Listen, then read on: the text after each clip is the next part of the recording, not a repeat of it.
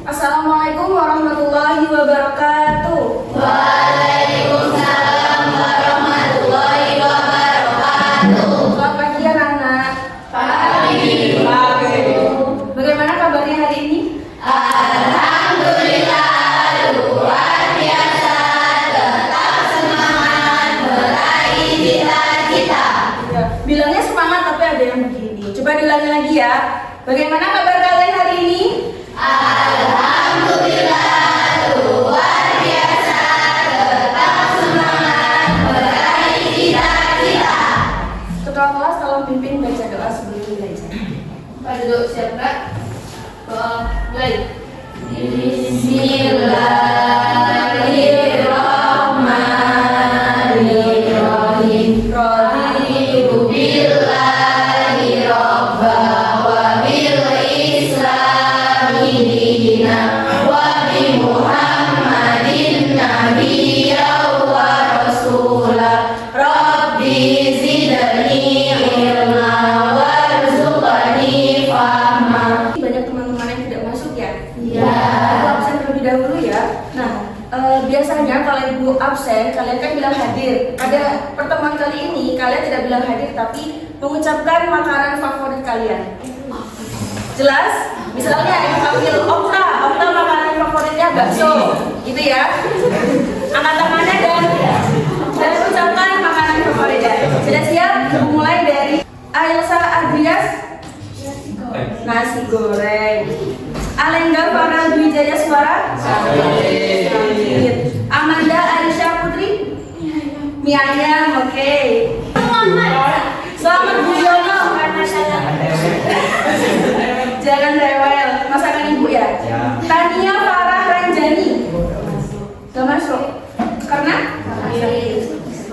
ini ada banyak sekali teman yang sakit. Kalian sudah menanyakan kabar? Sudah menjenguknya? Nanti ditanyakan kabarnya bagaimana kondisinya sekarang ya. Sebagai bentuk solidaritas teman kelas. Ya, sebelum mulai pembelajaran, coba lihat dulu kanan kiri bawah di meja kalian apakah masih ada sampah. Jika masih ada sampah, dipersilakan untuk membuang ke sampah. Sudah ya, bersih ya. Berarti yang pegang hari ini sudah melaksanakan tugasnya.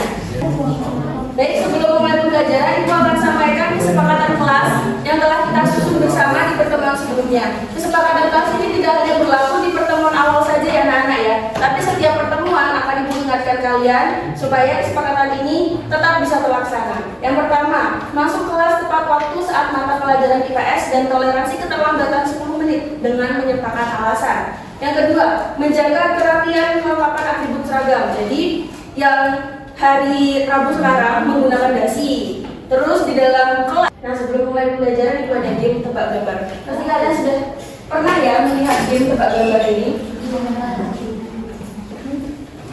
Coba dimulai dari sekarang. Itu yang ada tanda silang berarti katanya tidak usah diucapkan. Tidak. Enggak. Itu ada dua orang yang sedang bermain berarti. Ya, tidak sabar.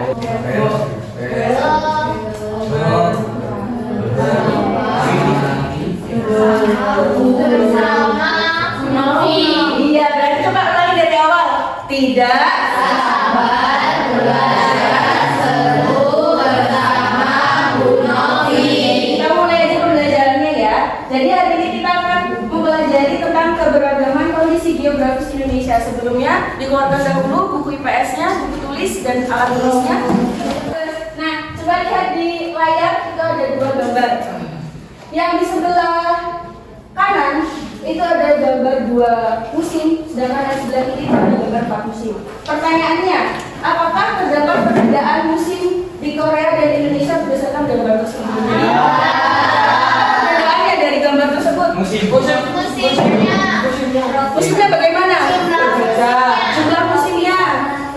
Iya, tropis dan subtropis. Kemudian, mengapa terdapat musim salju di Korea sedangkan di Indonesia tidak ada? Mari lihat astronomisnya. Ya, kita akan bahas ini lebih lanjut ya untuk menemukan jawaban ini. Sampaikan dulu tujuan pembelajaran yang akan kita capai pada pembelajaran pada pagi hari ini. Yaitu yang pertama, setelah menyimak membedakan letak absolut dan letak relatif dari suatu daerah dengan tempat. Tujuan yang kedua yaitu setelah mengamati peta wilayah Indonesia, peserta didik dapat menentukan batas wilayah Indonesia dengan tepat. Kemudian yang ketiga, melalui permainan flip and win, peserta didik dapat menganalisis dampak dari letak astronomis, geografis, dan geologis Indonesia dalam kehidupan sehari-hari dengan benar. Nah, anak-anak coba perhatikan di depan di layar ada satu kata yaitu kolaborasi. Pasti kalian sudah sering mendengarkan kata kolaborasi dan sudah pernah menerapkan kolaborasi. Nah, kolaborasi ini merupakan salah satu kemampuan yang wajib dimiliki individu di abad ke-21 ini. Kenapa? Karena dengan berkolaborasi kita dapat menghargai pendapat orang lain, dapat bersikap bagaimana ketika ada orang yang berbicara kita tidak boleh menyela. Adapun pemahaman bermakna setelah kalian mempelajari materi pada pagi hari ini, yaitu peserta didik memiliki pemahaman yang baik terkait letak Indonesia berdasarkan geografis, astronomis, dan geologisnya serta mampu mengidentifikasi dampaknya dalam kehidupan sehari-hari, khususnya di lingkungan sekitar tempat tinggalnya. Jadi ini merupakan manfaat dari kalian pembelajaran pada hari ini. Nah, sebelum itu coba ibu mau cek sound dulu, tepuk IPS ya biar tambah semangat. Tepuk IPS. IPS.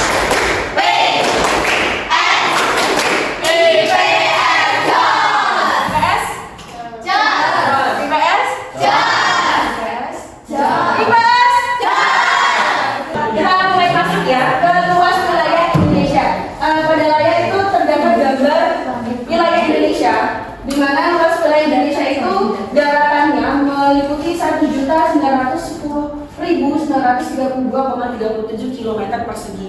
Sedangkan wilayah lautannya yaitu 5,8 juta km persegi. Dari jumlah ini sudah kelihatan ya wilayah apa yang paling luas di Indonesia. Kalimantan. Daratan atau lautan? Lautan. Jadi karena wilayah lautan di Indonesia itu sangat luas, itu Indonesia mendapat julukan sebagai negara maritim. Jadi negara maritim itu disematkan di negara yang memiliki wilayah perairan yang sangat luas ya. Ini akan ibu bagikan handout materi untuk tambahan bahan bacaan kalian satu orang satu ya.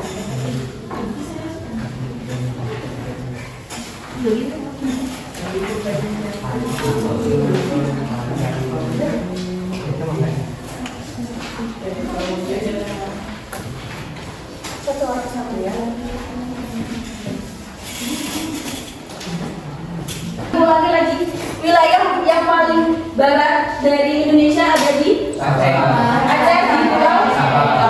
Kemudian yang paling selatan ada di Pulau. Yang ada di Kabupaten, yang ada di Provinsi Nusa Tenggara Timur. Kemudian ada lokasi absolut. Apa sih lokasi absolut itu anak-anak? Jadi lokasi absolut itu merupakan letak yang bersifat tetap terhadap sistem koordinat. Ya, jadi sistem koordinat itu yang ada garis lintang dan garis bujur. Kalian sudah pernah dengar? Ya. Itu ada kuis. Coba sebutkan lokasi absolut Indonesia. Siapa sih? Ya. Siapa Bu? Ya, kamu. Saya.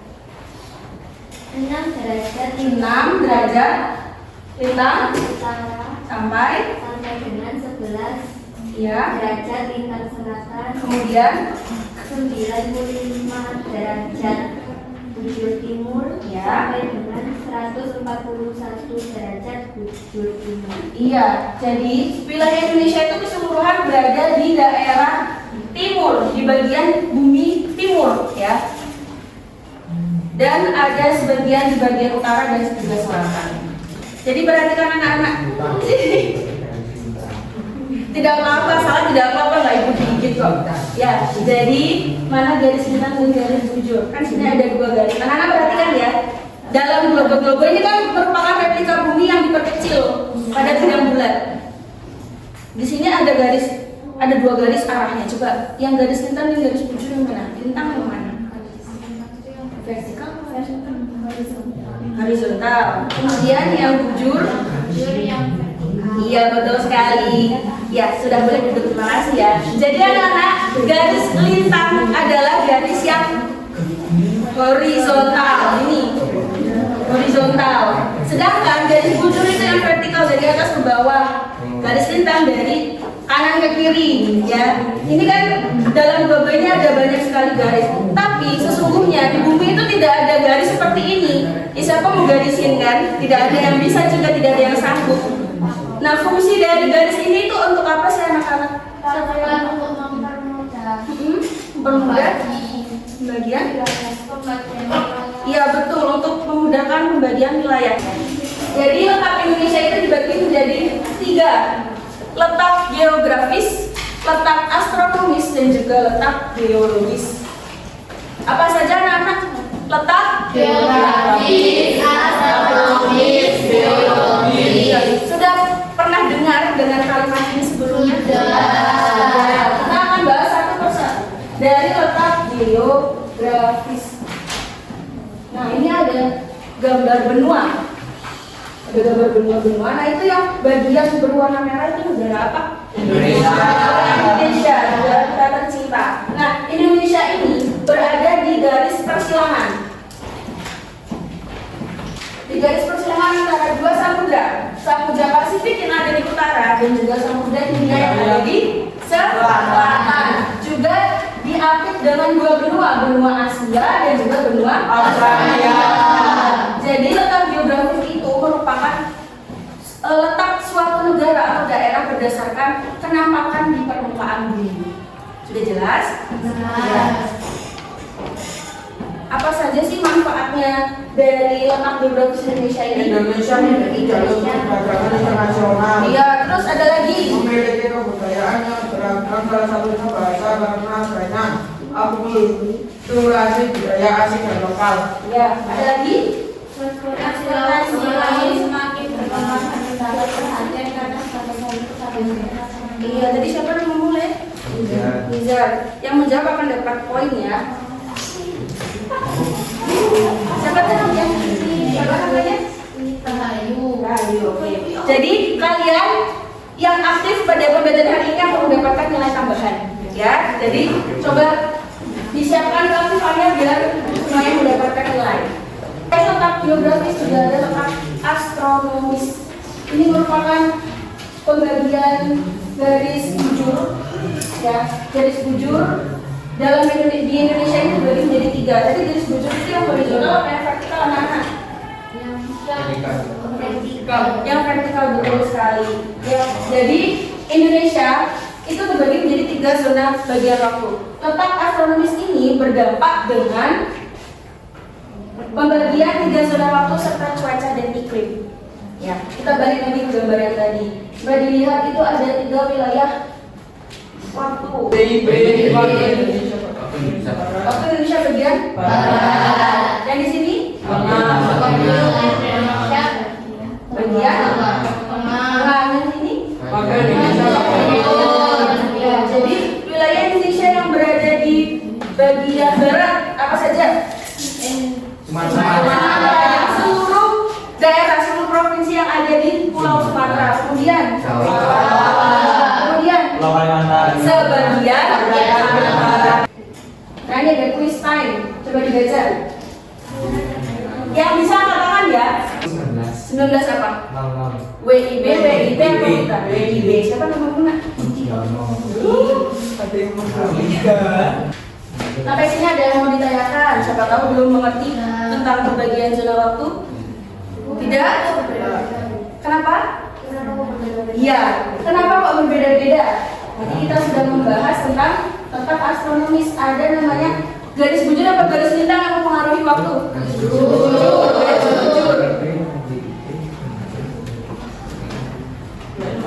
Ini ya. Jadi pembagiannya itu di antara garis bujur 15 derajat. 15 derajat bujur itu mempengaruhi perbedaan 1 jam. Jadi wilayah atau negara yang memiliki perbedaan 15 derajat di dalam luas wilayahnya itu akan memiliki pembagian zona waktu. Indonesia ada 3. Tahu nggak anak-anak di Rusia ada berapa? Ada banyak sekali pembagian waktu. Ya, karena luas wilayahnya sangat luas, sangat besar. Jadi semakin besar, semakin luas wilayah negaranya, maka akan memiliki banyak pembagian zona waktu. Jadi letak astronomis itu juga mempengaruhi cuaca dan iklim. Cuaca dan iklim ini dipengaruhi oleh garis garis lintang itu mempengaruhi Iklim satu. Ya, jadi itu Ibu tampilkan ada gambar iklim matahari ya, ada pemberian iklim matahari. Ini di bagian warna hijau garis khatulistiwa. Garis khatulistiwa itu merupakan garis hayal, tetap ya garis hayal. Jadi sebenarnya di bumi itu tidak ada. Jadi khatulistiwa ini merupakan garis hayal yang ada di tengah-tengah bumi. Misalkan bumi itu merupakan semangka, nah, di tengah-tengahnya digarisin kalau dibelah menjadi dua bagian. Nah itu fungsinya garis khatulistiwa untuk membagi bumi menjadi wilayah utara dan wilayah selatan. Iklim subtropis, coba siapa yang bisa memberikan contoh negara yang termasuk di iklim subtropis? Indonesia. Indonesia.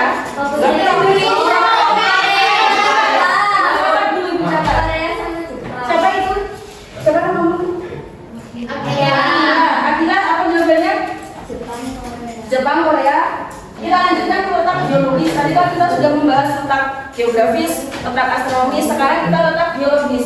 Letak geologis ini merupakan posisi suatu wilayah berdasarkan batuan strukturnya. Ya. Nah, letak geologis Indonesia ini dilewati oleh dua jalur pegunungan dunia, yaitu jalur Mediterania yang ada di selatan dan juga sirkum Pasifik yang ada di utara. Coba kalian lihat, ini daerah yang dilewati oleh kedua jalur pegunungan itu memiliki resiko bencana alam yang tinggi. Sini ada wilayah Indonesia, ini semua wilayah Indonesia termasuk ke dalam jalur ini. Jalur ini disebut dengan Ring of Fire. Ini coba sebelum pembagian kelompok, Ibu tanyakan apakah ada yang mau bertanya, baik tentang materi yang belum dimengerti ya, gempa megatrust ya. Tadi kan kita sudah membahas ini ya. Kaki ya, kaki coba. Coba dilihat kaki itu di bawah Jawa kan ada daerah berbulan. Nah itu merupakan penyebab dari megatrust. Jadi semua wilayah yang dilewati oleh lempeng itu memiliki resiko bencana megatrust sama-sama besar. Jadi semua daerah itu memiliki resiko. Bagaimana kita menaikkan kapasitas kita dengan edukasi diri ketika ada gempa, begitu ya. Jadi setiap daerah itu memiliki resiko bencana masing-masing. Sudah? Ini merupakan pembagian kelompok yang sudah Ibu susun berdasarkan hasil asesmen diagnostik kognitif pada pertemuan sebelumnya. Ya, jadi sekarang silakan dilihat dulu, kemudian berkelompok bersama kelompoknya, duduk bersama kelompoknya. A, B, C, D, E, F.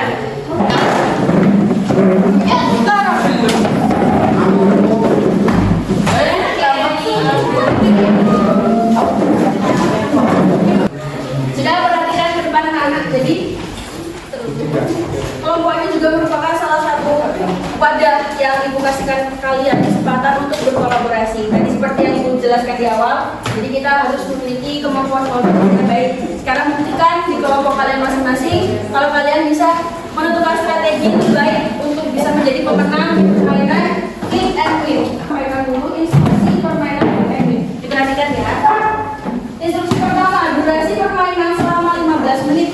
Jadi 15 menit ini untuk memfit botol dan juga menjawab soal. Kemudian perwakilan kelompok, satu anak maju secara bergantian untuk bermain fit and win. Dan yang terakhir, bermainlah dengan jujur. Ya, kembalikan HP dulu. Sudah jelas apa masih ada yang bingung tentang permainannya? Jadi tugas kalian sekarang adalah menentukan urutan siapa yang fit ke depan. Coba siapa kelompok A yang maju duluan, kelompok B, kelompok C, D, E, F, nanti duduk di sini.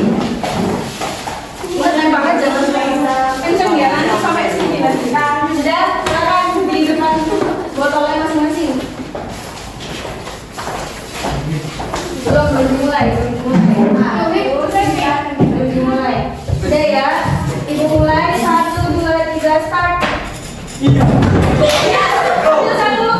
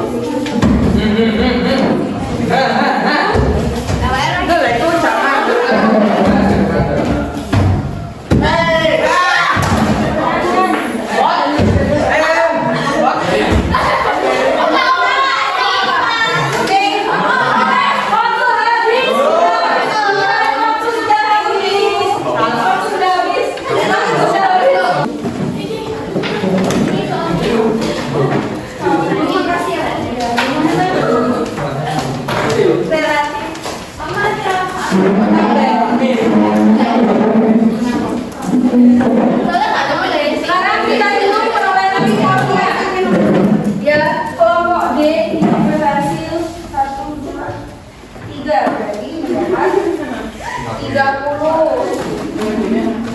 Seribunya ada kelompok B 10. Mana lagi?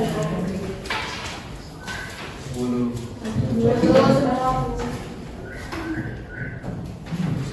Iya, ada 10. Kelompok B. Ini berarti diborong ya sama kelompok B. Kelompok E. Kelompok E ada 6. Kelompok C 6. Iya, jadi kita bisa lihat ya. Kelompok mana yang menang? B. Oke, silakan. Semua anggota kelompok B untuk maju. Bertiga. Ya, ini bertiga. Iya. Sudah selesai bermain game Flip and Win dan pemenangnya adalah kelompok B. Terima kasih banget.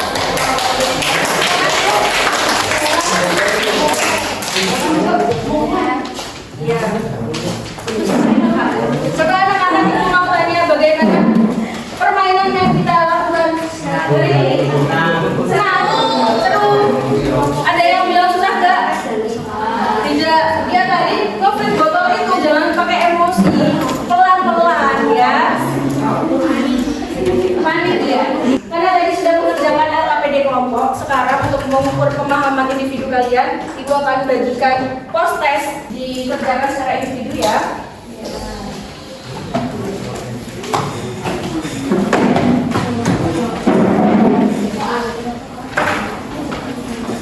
Jika ada yang belum jelas boleh ditanyakan.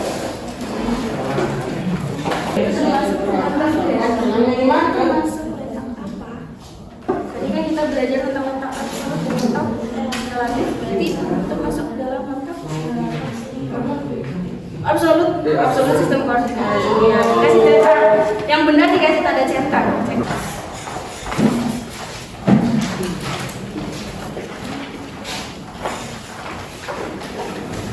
Ya, ayo masing-masing kelompok satu kelompok dan ke depan.